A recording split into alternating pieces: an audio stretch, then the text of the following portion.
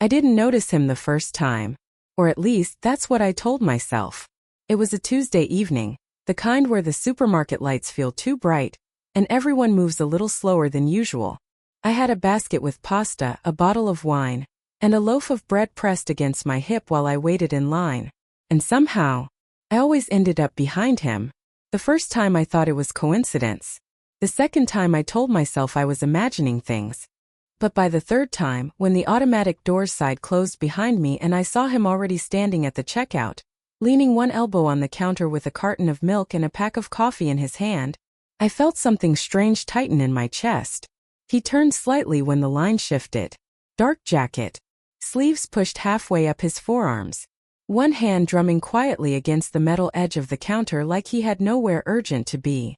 The cashier scanned his items with slow beeps. And for a second he glanced back. Not a quick look. A pause. His eyes met mine like he'd been expecting me. I immediately pretended to study the candy display next to the register, tracing the bright wrappers with my gaze as if they suddenly mattered very much. But I could feel it. That subtle awareness. The kind that travels through the air before anyone says a word. The line moved forward. My basket slid onto the conveyor belt, the plastic scraping softly against the rubber. Another beep. Another item. He paid in cash, folding the receipt carefully before slipping it into his pocket. Most people grab their bags and hurry toward the exit. He didn't. Instead, he stepped aside near the end of the counter, resting one shoulder against the wall while the cashier started scanning my groceries. It was subtle, but obvious enough that my pulse changed rhythm. The bagger slid my wine bottle into a paper sack. The glass knocked softly against the pasta box. I could feel his presence just to my right. Not staring, but aware. When I reached for my wallet, a coin slipped from my fingers and rolled across the counter, spinning once before falling to the floor. He bent down at the same moment I did. Our hands reached the coin at the same time. For a split second, our fingers brushed. Warm. Still. He picked it up first and placed it in my palm. And then he smiled. Not a wide smile. Just the kind that feels like a secret you're suddenly part of. Funny, he said quietly, his voice calm, almost amused. I looked up at him. Yeah. His eyes held mine for half a second longer than strangers usually allow. I think we keep ending up in the same checkout line. The cashier handed me my receipt, but suddenly I couldn't remember what I'd bought. Or why my heart was beating like I'd just run up a flight of stairs. Because the strange thing was, I had noticed too. After that moment, I started noticing him everywhere. Not everywhere in the city, just there. That same supermarket. Same time of evening. Same quiet rhythm of people buying dinner after work. And somehow always the same checkout line. The next time it happened, I saw him before he saw me. I had just stepped inside, shaking the cold air from my coat, when I spotted him near the produce section. He was turning an apple slowly in his hand, inspecting it like it actually mattered. The fluorescent lights caught the side of his face. Calm, focused, unhurried. Most people in that store moved like they were racing a clock. He didn't. He moved like the evening belonged to him. I told myself I wouldn't look again. So of course, I did. He placed 2 apples into a small basket and walked toward the checkout area. Not rushing. Not wandering either. Just steady. And somehow my feet carried me the same direction. I picked up things I didn't even need, yogurt, a chocolate bar, a bag of oranges just to justify standing in line. And there he was again. Third register from the left. I slid my basket behind him before my brain had time to question it.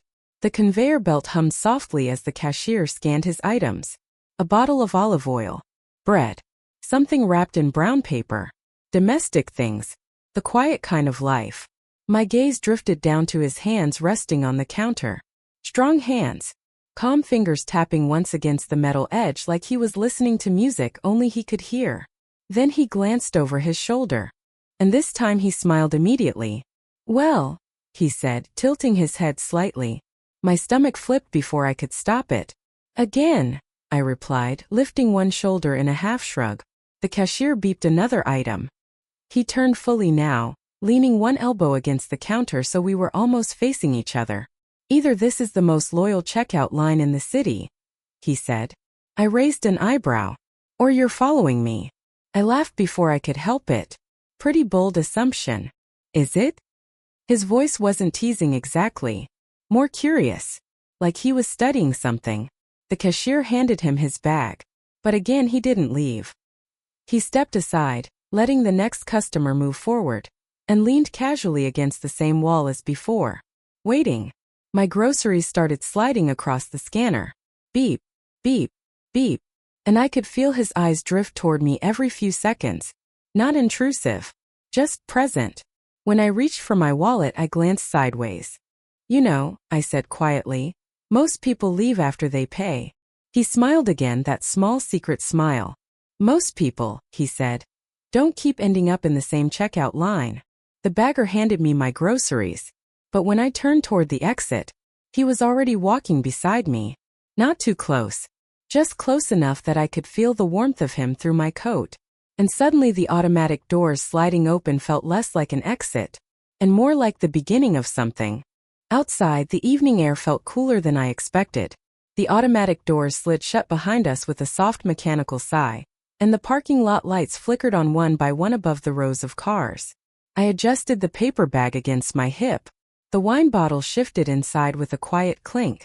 He walked beside me like it was the most natural thing in the world. Not too close. Not far enough to pretend we were strangers. For a few steps we didn't say anything. Just the sound of carts rolling across asphalt, and someone loading groceries into a trunk nearby. Then he glanced at the bag in my arms. Wine, he noted. I looked down at it like I'd forgotten it was there. Long day. He nodded slowly like he understood more than I'd actually said. Same. We reached the end of the walkway where the parking spaces began. A soft breeze moved through the lot, lifting a strand of hair across my cheek. I tucked it behind my ear. He noticed. The corner of his mouth lifted slightly. You know, he said, shifting his grocery bag to his other hand. Most people would probably think this is strange. What is? The fact that we've now walked out of the same store together twice, without even knowing each other's names. I stopped near my car and turned toward him. Up close, the parking lot light above us cast a warm glow across his face. His expression was relaxed, but there was something curious in his eyes. Something patient. Fair point, I said. He extended his hand slightly, the movement simple and calm. Daniel. His palm was warm when I took it. Emma. For a second neither of us pulled away. It wasn't dramatic. Just a quiet pause where our hands stayed together a moment longer than necessary. Then we both let go. He shifted his weight against the side of a nearby car, not making any move toward leaving. That was when I noticed something. He wasn't in a hurry. Not even a little. Most people rush through this part, load groceries, unlock doors, drive away. But Daniel just stood there like the night still had room to stretch. His gaze drifted briefly to my bag again. Pasta, bread, wine, he said thoughtfully. That sounds like someone cooking dinner alone. I exhaled a small laugh. Observant. Occupational hazard. Oh, I asked. He didn't answer immediately. Instead he studied me for a second, not boldly, not awkwardly. Just long enough that I felt the awareness settle between us again. That same quiet electricity from the checkout line. Then he shrugged lightly. I pay attention to patterns. And what pattern do you see with me? I asked. His smile returned slower this time. Well. He leaned a little closer, lowering his voice just enough that it felt like a shared secret in the open air. You always end up in my checkout line. My heart gave an unexpected little jump. And for some reason, neither of us seemed interested in getting into our cars. The parking lot was slowly emptying.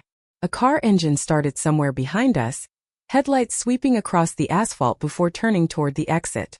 A shopping cart rattled across the pavement as someone pushed it back to the return rack. But Daniel and I were still standing there.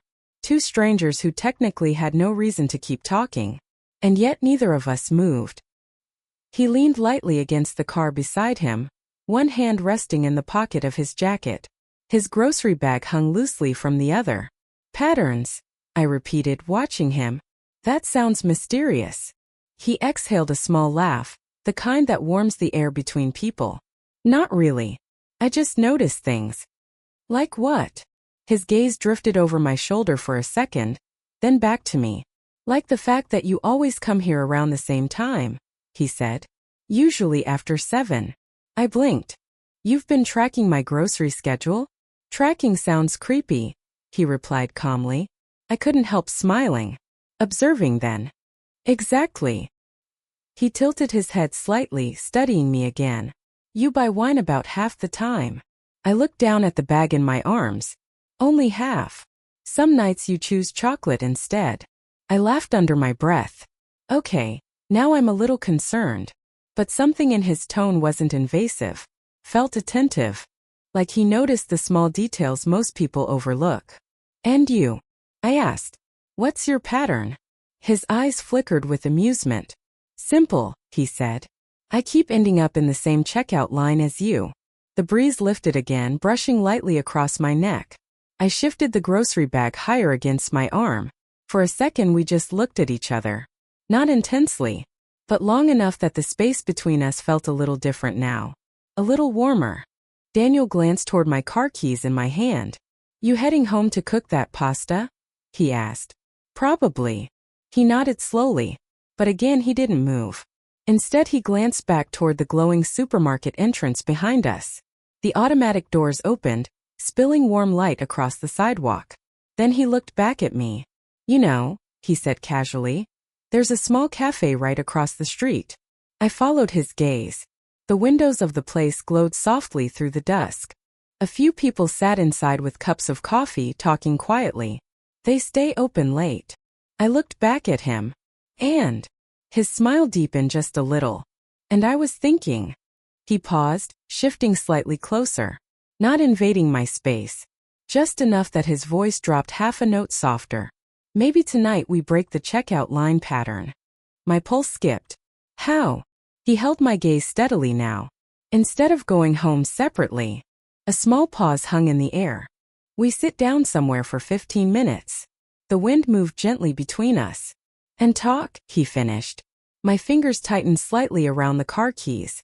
Because the strange thing was, I realized I didn't actually want to say no. I looked across the street at the cafe windows glowing softly in the evening. Inside, a couple sat near the glass sharing a dessert. Someone laughed quietly near the counter. Steam curled above a row of coffee cups.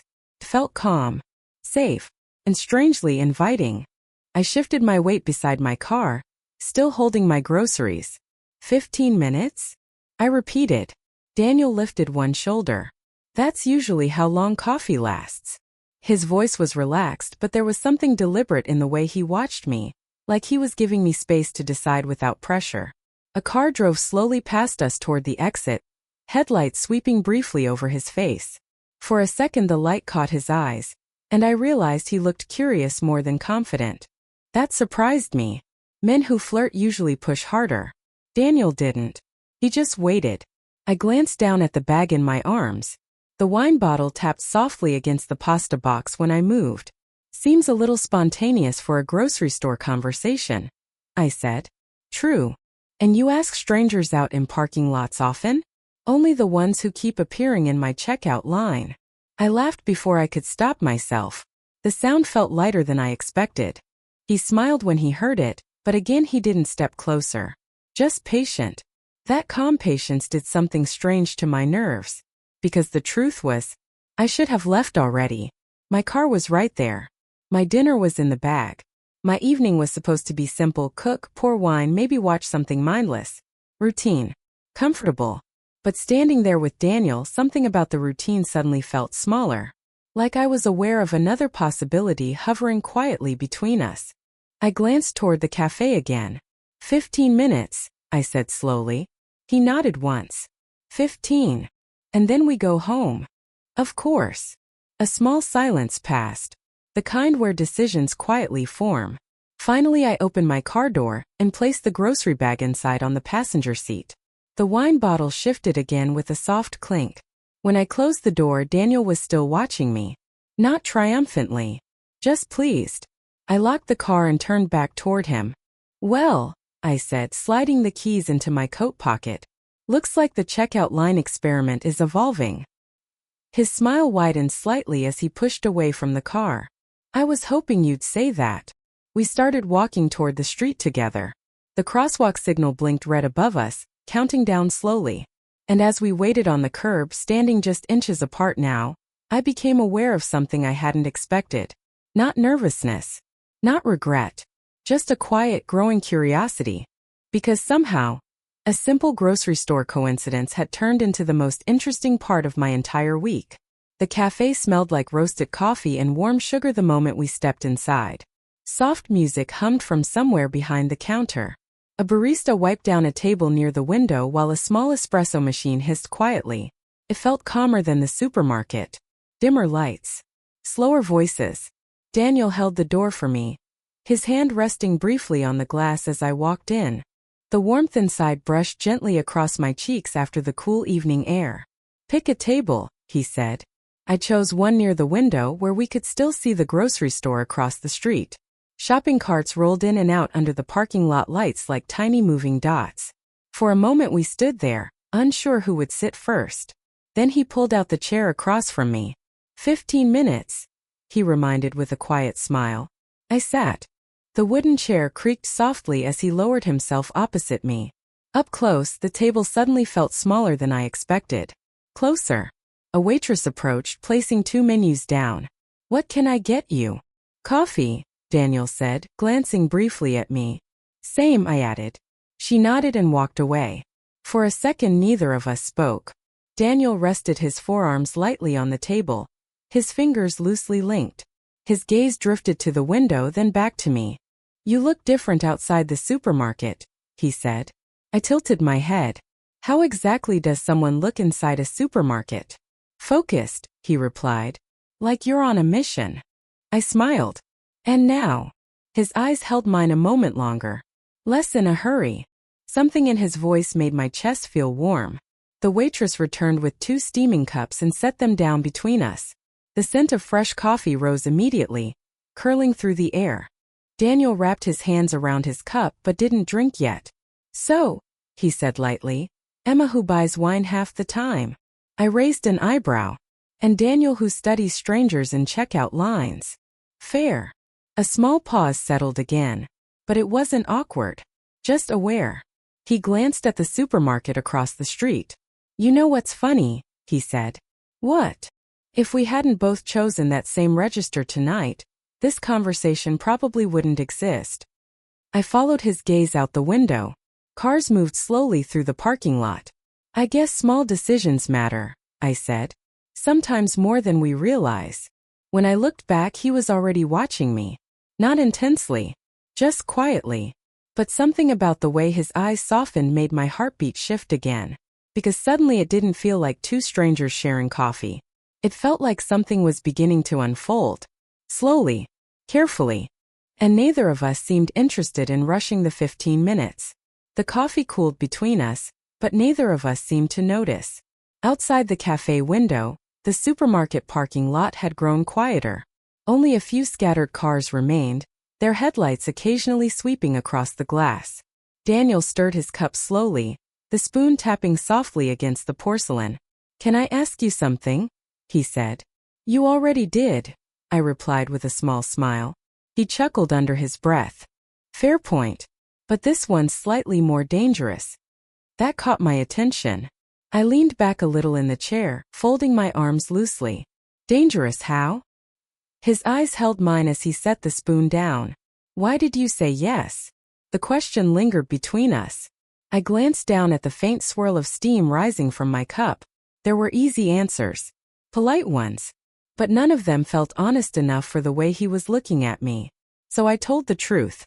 "Because you weren't in a hurry to leave." His brow lifted slightly. "That's all." I shrugged. Most people rush through life like they're afraid to miss something. I met his eyes again. "You seemed like someone who notices things." A quiet moment passed. Then he leaned back slightly, studying me with a different kind of expression now. Not curious. Understanding. "That's interesting," he said. "Why?" "Because the reason I asked you was almost the same." I felt a small spark of surprise. "Oh?" He nodded toward the grocery store across the street.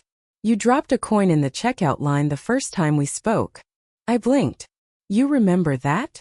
"I remember how you laughed at yourself when it rolled away." His voice softened just a little. Most people would have been embarrassed. My fingers traced the edge of the coffee cup. And that mattered? Yeah. He didn't hesitate. Because it told me something. What? Daniel looked at me for a moment longer than before. Life probably isn't boring around you. My heart did that strange skipping thing again. I tried to play it off with a small smile. That's a bold assumption from a coin incident. Maybe. He leaned forward slightly now, his arms resting on the table again. But this time the distance between us felt noticeably smaller. Or maybe, he said quietly, I just wanted an excuse to talk to you. My breath caught just a little. Not dramatically. Just enough that I became aware of how quiet the cafe had become around us. Somewhere behind the counter a grinder started humming. Outside, a car passed slowly through the intersection. And across the table, Daniel's eyes hadn't left mine. Not once. By the time our coffee cups were empty, the cafe had grown quieter. One of the baristas stacked chairs near the far wall. The soft music still played, but lower now, like the room itself was preparing to close. Daniel glanced at his watch, then back at me. Well, he said, we've officially exceeded the 15-minute agreement. I smiled, tracing the rim of my cup with my finger. Are you complaining? Not even a little. Outside the window, the supermarket sign flickered gently in the dark parking lot. The place that had somehow started this entire strange evening. A simple checkout line. A dropped coin. And now this. Daniel leaned back in his chair slightly, his gaze thoughtful. You know, he said, I'm glad you didn't rush home tonight. Something in the way he said it made the words land softly in my chest. I almost did, I admitted. His eyebrow lifted. What changed your mind? I thought about it for a moment. The humming lights of the supermarket. The quiet patience in the parking lot. The way he had waited instead of pushing. Then I looked at him again. You didn't feel like a stranger. The words surprised even me. But they were true. Daniel didn't answer immediately. He just held my gaze. Something warm and steady in his expression. Then he stood slowly and reached for his jacket. Come on, he said gently. I stood too, sliding my coat over my shoulders while he held the door open again. The night air outside felt cooler now, brushing softly against my skin. We walked back toward the parking lot together. The same place where we had stood earlier, two strangers pretending coincidence meant nothing. Now the space between our cars felt different. Closer. When we reached them, neither of us opened the door right away. Daniel leaned lightly against the side of his car again. That same relaxed posture from earlier. But this time his smile carried something warmer. So, he said, same checkout line tomorrow? I laughed softly. That would be suspicious. True. A quiet pause stretched between us. Then he reached into his jacket pocket and pulled out a small receipt from the cafe. He turned it over and borrowed a pen from the glove compartment of his car. The paper scratched lightly as he wrote something. When he handed it to me, his fingers brushed mine again, just for a second. Warm. Just in case the checkout line stopped cooperating, he said. I looked down. A phone number. Simple. But somehow it felt heavier than the paper itself. When I lifted my eyes, he was watching me with that same calm curiosity. No pressure. No expectation. Just possibility. I slipped the receipt into my coat pocket. Good night, Daniel. Good night, Emma. I got into my car and started the engine. But before pulling away, I glanced once more through the windshield. He was still standing there under the parking lot lights, watching me leave with that small, knowing smile. And the strange thing was, it felt like our story hadn't started in the cafe, or even in the parking lot. It had started in a quiet checkout line between ordinary groceries and accidental touches. And somehow that made it feel even more dangerous. Because the most unexpected stories rarely begin with grand moments. Sometimes they begin with a single glance over a conveyor belt,